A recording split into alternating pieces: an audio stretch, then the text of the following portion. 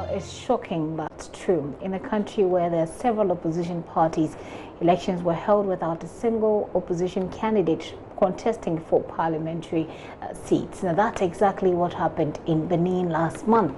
It isn't that now one wants to contest. The truth is that the incumbent has set qualification criteria far beyond opposition parties, requiring any interested person or party to pay in excess of $400,000.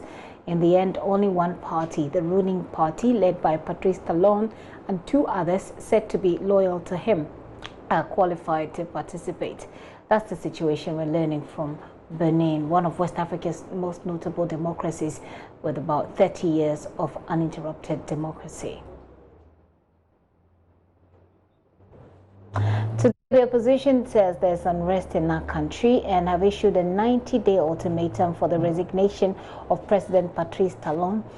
Those who were dissatisfied with the poll decided to stage a demonstration, but were met with force from the security agencies. France 24 captured the demonstration. Escalating violence between soldiers and protesters. Amateur footage from Benin shows security forces shooting at demonstrators in Cotonou on Thursday, leaving several casualties near the home of former President Thomas Boni Yayi. This as soldiers sought to break up a second day of demonstrations against a controversial parliamentary poll that was held on Sunday without a single opposition candidate. We'll continue. We're not afraid of prison. Prison is not for dogs, it's for men like us. Democracy is precious to the people of Benin. That's why we're standing up. New electoral laws passed by President Patrice Talon's government effectively barred opposition parties from running. One of the changes required parties to pay nearly €380,000 to field a list. As a result, only two parties, both pro-government, contested seats. The electoral reform led many in Benin to boycott the poll, which had a voter turnout of just 23%, according to preliminary results. An unusual figure for the West African state, where turnout hasn't dropped below 50% since its transition to democracy in 1990. Benin has been viewed as one of the most stable democracies in the region, with relatively peaceful elections featuring dozens of parties on the ballot. But rights groups fear that the recent violence and electoral changes may threaten the democratic process in the country. So that's a report by France 27. Prosper Ladislas Albesi is the opposition leader in that country. He's one of the opposition leaders and is joining me for a conversation here on the situation. Ms. Albesi, you're welcome to the studio. Thank you, madam. First of all, what is happening in Benin? How would you describe the situation? First of all, I must thank you and thank our people of West Africa, ECOWAS, for giving great support to our people in Benin. And it's a great country. It is a strong strategy, a tragedy, what is happening at the moment in Benin. And it's very difficult. It's, to see 30 years of strong democracy. We are the pioneers of democracy, and one person come and destroy what has been built by our forefathers. It's quite difficult. That's how you see it. Let's just go through these graphics with you, and then when I come back, I'll engage Mr. Albesi a bit more on what is happening in Benin. Of course, this is his side of the story, but just check this out about Benin. The profile of the country. The capital is Porto Novo. It's in the West African sub-region. There's about 10.87 million people as of the 2016 checks. Their GDP is about $27.5 billion in 2008, and their main exports are cotton and palm oil.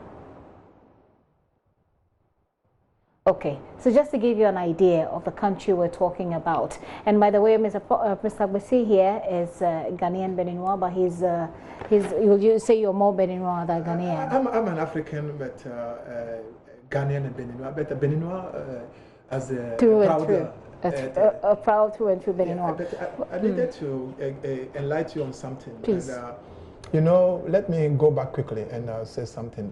Since a couple of few years now, the West Africa is enjoying great leaders. Okay. And from where I sit, I'm sitting in South Africa, and I understand a little bit being part of the global context in terms of development. You're based in South Africa? Based in South Africa. And I must say something before I say anything.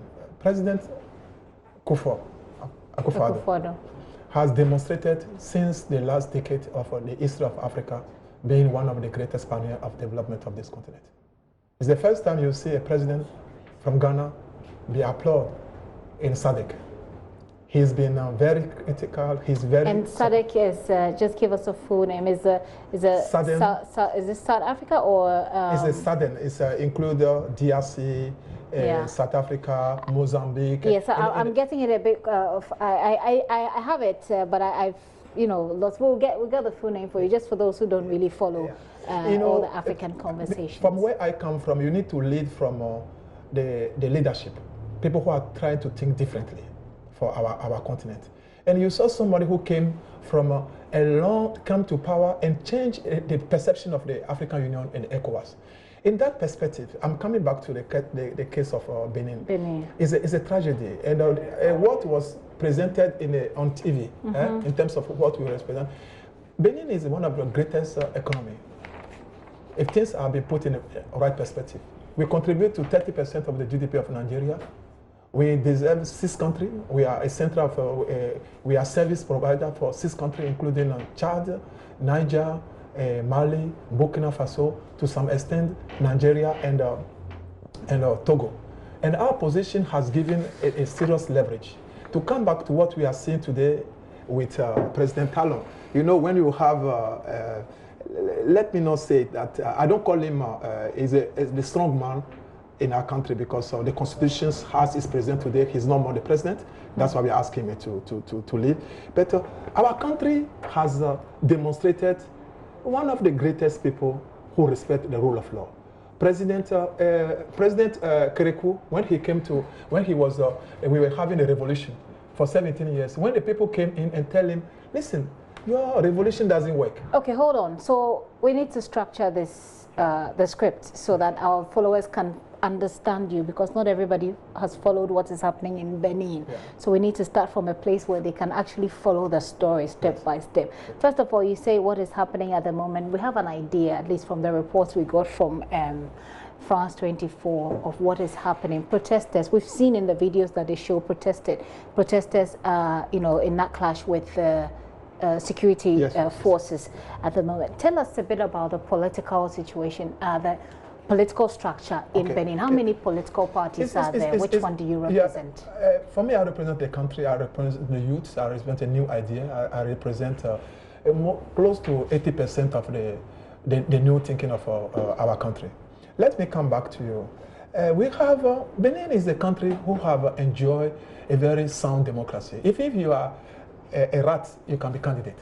Even if you are even mosquito, you can be a candidate. We enjoy that liberty of people to demonstrate that they can do something for their country.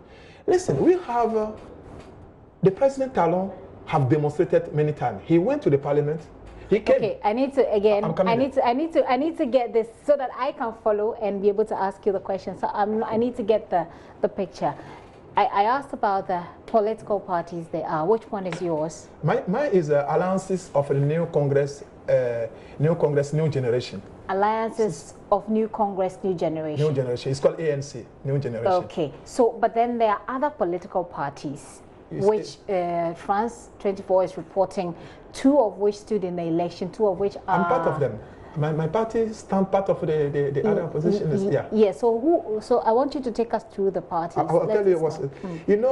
That's what I was coming from the landscape in terms of how we have the global parties together who goes to the election. Okay. And everybody since 1990, after the national conference where we allow everybody to be, we've never have exclusion of other people from the party.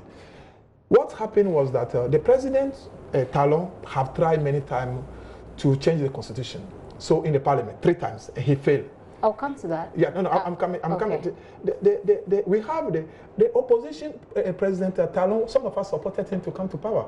There was never our contest of the election in Benin. Talon never come with any party. It's everybody who supported him to come to power because... So how many parties, political parties, are there in Benin? It's more than 200. More than 200 political parties. What are the main... So in Ghana we have a lot, but we have two main political parties, NDC and NPP. That is the difference. In Benin, we don't have... No one ever win the election in Benin and be part of any party. Kerekou doesn't have party. Yayi doesn't have party. He came after he was president, then he created his own party. Now in Benin, you can be independent, become president. We have it 4 times. So right now, so right now, what are the political parties? There's a 2-party, which is the property of the president, who are in the parliament. Okay, so those are the parties that France 27 described as pro President Talon. Yes, he created 6 months before the election. And through his legal advisor, who became our chief constitutional, they created a special law who discriminated all the opposition parties. It's never happened before.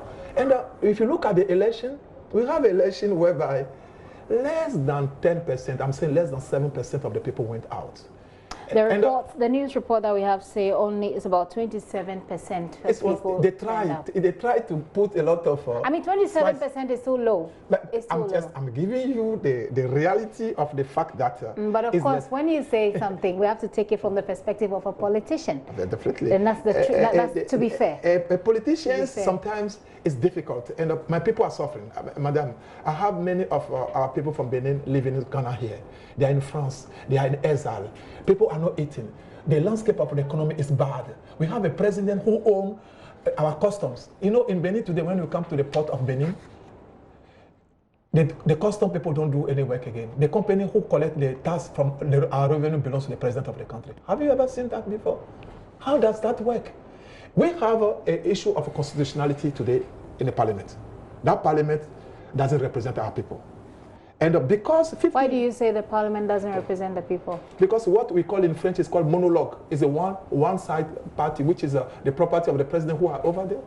The people he's nominated them. Even some of the MPs which are there, they are people who don't even know, somebody write their names. They are not even people who have ever been somewhere to contest to talk to the public.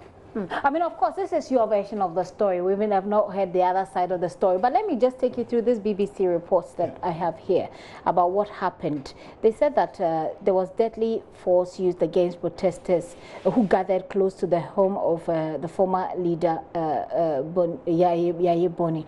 What exactly was happening then? Do you know? Let me say this thing. You know, it's sad. As we speak now, President Yayi Boni is still in house arrest, former president. He's a citizen of the country, and these people, the former president, Yayi and Soglo, we have only 2 live former presidents. They came out to support the people, to say, what is happening here is wrong. And the president wanted to arrest them, and the people came out, and in our country, let me tell you something which is very important. I want the people to know about it. In West Africa, our army, our police don't shoot on people. But because this man have transformed our country in a terrorist base. These are allegations that we here cannot verify. Have you ever seen in Ghana our police shoot on our people? No, before? I just need to make this clear. They kill our people. I just need to make this clear that these are your claims. We have not independently verified that. We need to be clear. I agree with you, but you can make your own risk. Very well, we can do that, but we haven't done that yet. Definitely. So I need to make that clear to our viewers. So what I wanted to find out was what was happening, the reason why the protesters massed up at Mr. Yayi Boni's house. He was going to be arrested. So the protesters went there. When the population said that you can't arrest an innocent former president. Okay. And they came back and they said, how? And because they went into his house to say to the police, don't come and arrest our former president. What then for? The police shoot opened fire on them. And they were also claiming that the election was unfair. And you have to shoot on the people. Okay. Now, we don't know how many people have died, but this report says that some of the opposition members have claimed that 7 people were killed. What do you know about that? For me, what I know, and I'm in the right position to do that, because during the night before all these things happens, I'll be able to talk to my party people to take to check what is happening over there. And what I know is that is more than 20 people. Later we realized. So from your perspective, more than 20 people have died. But the president, what they did was that some of the people, they arrested the people. They took some of their family. Even some of the bodies are still in the cost. They couldn't bury some of them as we speak today. Some of them. So what really happened is that for us, I went to the ICC. I went to the ICC. And I reported this case to the ICC, and within 2 weeks, the ICC responded to us and sent the Amnesty International to Benin, and the work is going on. And we are in the process of indictment of the president and his Minister of Interior and the Minister of Defense and the IGP. I'll come to the other place again. Also, we're told that internet services were shut down during the election. How did that happen? Because the president still believed that he owned the title deed of our country. And because he doesn't want people to demonstrate and share the results, because he doesn't want people to see the result, he went far as to even put the internet off.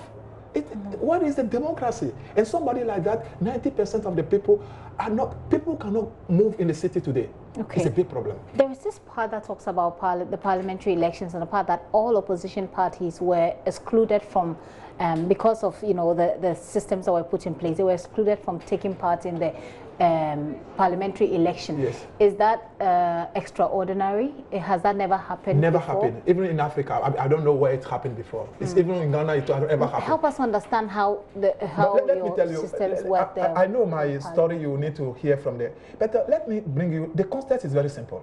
This president became very unpopular, and there are two main reasons why he's doing that. He doesn't want to leave the power, and we have one of the best oil blocks, 2023. I'll let you come to your conclusion with that, but because I need to follow you, and when you jump to the other details, I know I can't quite follow you when you do that. So help me so that I'll be able to understand, and my viewers will follow us. So the people were not allowed to partake in the parliamentary elections. So all the political parties were not allowed. They were not allowed. That's what I'm trying to tell you, that this man couldn't allow the opposition people, everybody who go against him during the few years, his 3 years, all those parties were not allowed to contest the election. And he created 6 months before the election 2 personal parties. We call it his personal parties. And he created those 2 parties, and they were the 2 parties which are qualified. They met with him, they sat with him, he chose some of them, he prepared them to contest. It is his own business. And Benin is not a property of one person. It's for our people. He's trying to make our country as a limited enterprise. It's not possible. $400,000 was part of what they were supposed to, the requirements for opposition parties. But these 2 opposition parties, you're saying, were able to raise the $400,000? No, he paid for it. I mean, he paid for me. I can pay for. I can pay for $1 million. I can pay for. But how many people in Benin? Look at the GDP. You know the GDP of that country. Yes, the poverty of the people. How many parties can pay even $25,000? What I just want to understand is whether there was actually a ban or a restriction of them to vote, or that they could, or to partake in the election, or that they could not meet the requirements. No. But the point is that he didn't even allow them to reach that level where they had to even pay the $400,000. What he did was that he's 1 month before the election, he's chief of our Chief Justice, our constitutional head of the Constitution, came with administration notes and said, for you to participate, all the parties need to qualify for, he call it kitchis. If you don't qualify for this thing, you are not going to. So what is your next line of action? What is going to happen now? I'm glad you are saying that. First of all, I request, I'm giving in line of the discussion with the other parties. We have given him 90 days to resign peacefully, because West Africa doesn't need trouble. And if he doesn't resign? I think the people will make a sitting. The people are going to go to the presidency and wait and sit there. And I trust ECOWAS, United Nations, and the African Union to do the right thing, to have a discussion with him so that he must resign peacefully. Because, the ECOWAS is growing. The ECOWAS is one of the fastest growing regional economy. We don't want such things in West Africa. Okay. Well, so I've been talking to Prosper Agbesi there. He's an opposition leader in Benin, and he's saying that they've had conversations among themselves as opposition parties to issue President Talon of Benin a 90-day ultimatum for him to resign.